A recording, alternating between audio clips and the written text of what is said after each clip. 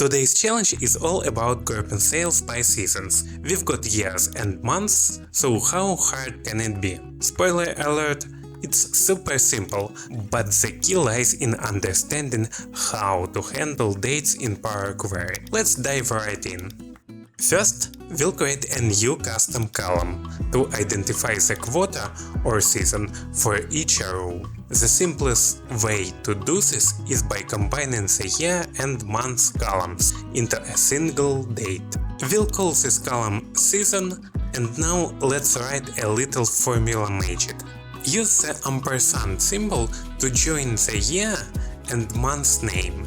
Then use text_from function to convert the year into text. Why? Because we can't combine a number and text directly.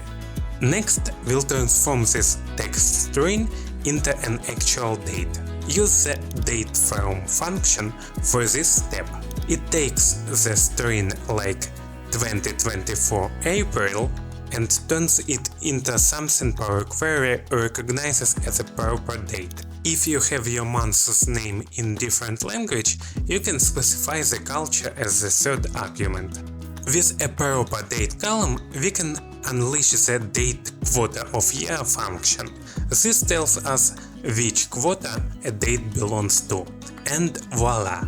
We've got our season column. Time to summarize. We'll use the Group By tool to shrink our dataset and calculate total sales for each year and season. In the Group By window, click Group By Year and Season in Advanced Settings. For the operation, choose Sum and apply it to the Sales column. Name the result column Total Sales. And there you have it, a neatly grouped table showing total sales by season.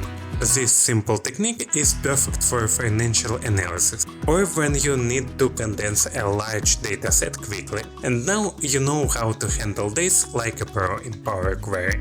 Thank you for watching, and don't forget to like, subscribe and share. See you in the next video.